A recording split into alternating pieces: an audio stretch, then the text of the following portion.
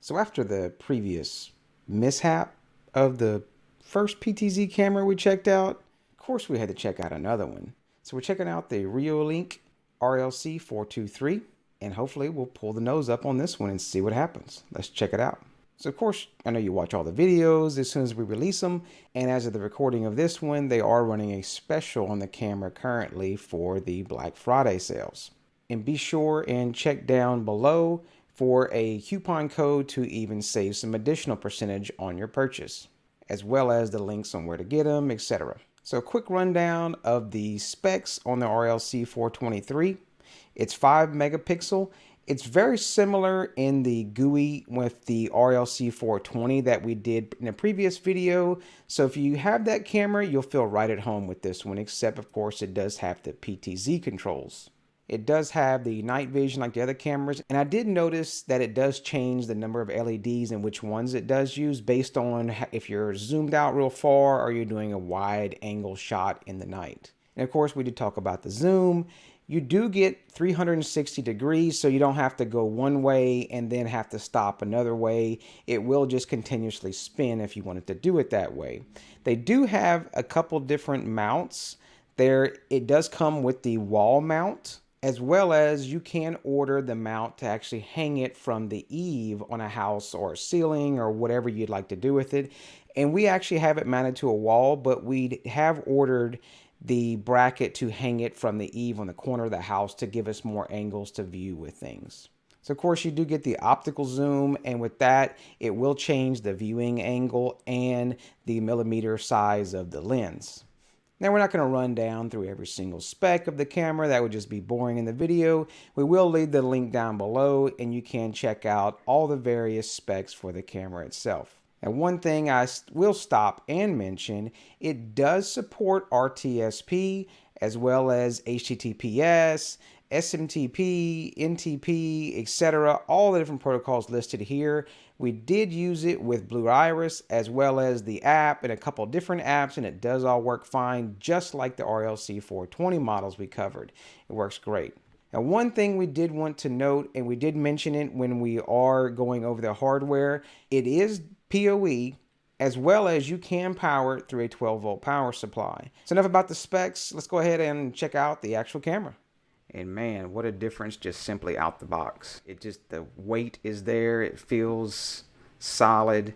The motors just feel much better response, even with it off, just basically moving it with my hands. You definitely get what you pay for. And this camera is not priced at a bad price point either. So inside here we have the micro SD card if you'd like to store locally, plus you can use our TSP and the app and several other different options, so that's pretty cool. We have that option as well. So this is a metal housing this time, and this does have endless 360, which is huge, so you don't have to worry about going and coming back, so you don't have any worries about that. And you've got a full 90 degrees of this, so you can actually look below the camera as well, so pretty cool there. So let's look at the connections. That's the big thing. So we've got the reset button, we've got Ethernet, and it is power over Ethernet. But keep in mind it is 802.3 AT, which means a lot of things call it PoE plus. Some older standard PoE switches will not be able to power this because it needs additional wattage to move the motors and everything. You can still use it with Ethernet, and then you can power it over this port right here if you'd like, if you don't want to do a power over Ethernet. But even with the power over Ethernet switches being pretty cheap, I would just probably do that method. That way you just have one power source and data cable in one. So just to get a size relation for the old school folks that remember what a CD was, it's a pretty decent size. And I know you can see the inch measurements on my pad as well, but it's nothing like getting a product that you know the size of. And unfortunately, we didn't have any bananas to do for scale on this one. Maybe next time. And you get your screw and your anchors, and of course, your little quick start guide that we probably will not be using. We'll just plug it in and rock and roll like we do with the standard Reolink cameras. So let's go get this thing installed and see how she looks. So for the install, it was actually pretty simple. We did fish an Ethernet cable to it and found a wall to mount it to.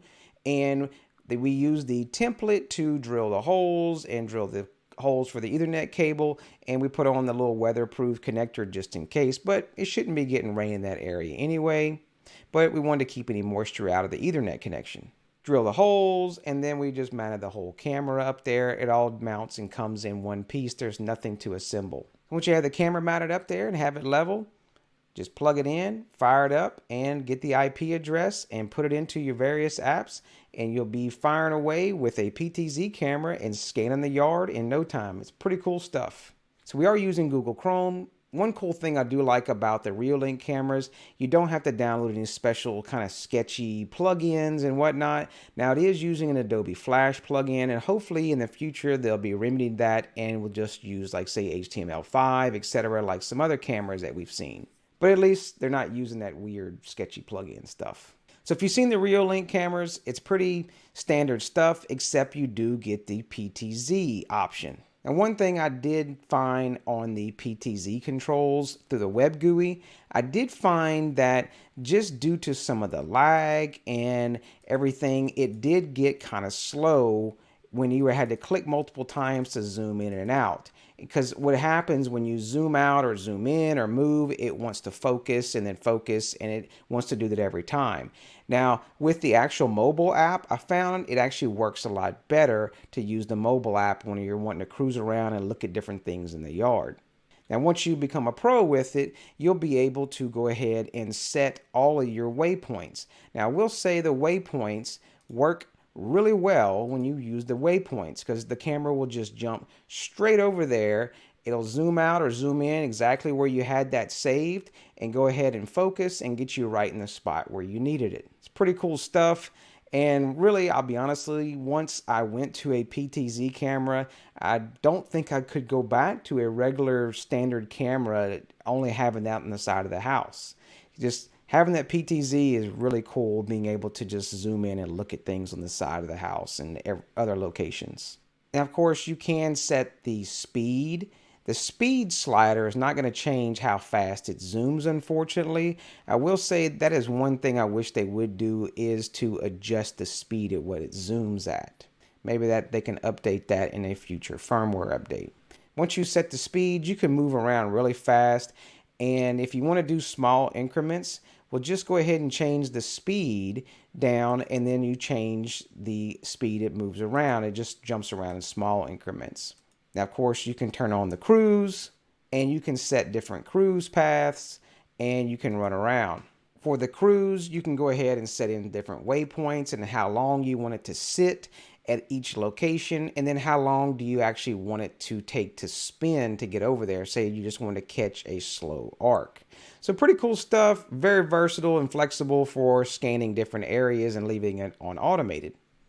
So if you haven't seen this camera, it's going to be your typical stuff in the actual setup. You can go set the on-screen display and move the time and the name or the watermark, etc. You can set the recording features of the resolution, the frame rate, etc. You can also set the time it's going to do the recordings. Of course, under the alarm, you can set the motion sensitivity. You can set the detection areas of where you don't want it to detect motion, etc. So typical stuff, all on the other menus you normally see in the camera. And it did come with the latest firmware, and we didn't have to upgrade it. We just put the micro SD card in it and formatted it using the function here, and we put a 16 gig SD card in it. So let's check out the playback and look around and see what we did catch during the day. You can see we've had it recorded for 2 days, and the little blue lines are showing all the various recordings. Of course, you do have the option of also downloading the files, and you can click that right here and download all your video files. It's pretty good quality. I have been impressed with things. And of course, Amazon, if you read my delivery instructions, it's supposed to be a little further in the cardboard. Just a tip. So of course, for the Blue Iris users, it's stupid simple to get into Blue Iris, and you do get all the PTZ controls, etc.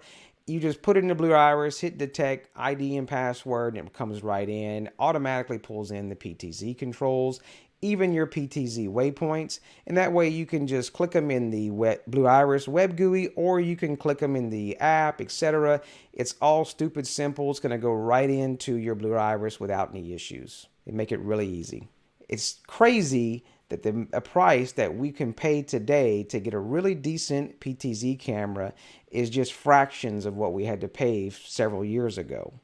I remember looking at PTZ cameras and they were well over $800, and it's really out of the budget for this various standard homeowner for doing cameras. So that's about covers it and everything for the Reolink PTZ camera. If you ever been thinking about one and just wanted to jump into it, I highly recommend it. I can't really do without mine now, I'll tell you that. I wanted to thank Reolink for sending this camera to us. Of course, we tell it like it is, like we did with a previous PTZ camera. We won't say the brand, but if you've watched various videos, you know what I'm talking about. I tell it like it is as a very unbiased review, and I really like this particular PTZ camera. So I appreciate you watching. If you're not already a subscriber, hit that subscribe button. Nope, we're not smashing this one. Just touch the subscribe button and hit that bell icon so you can catch our next live stream and video, and y'all take care.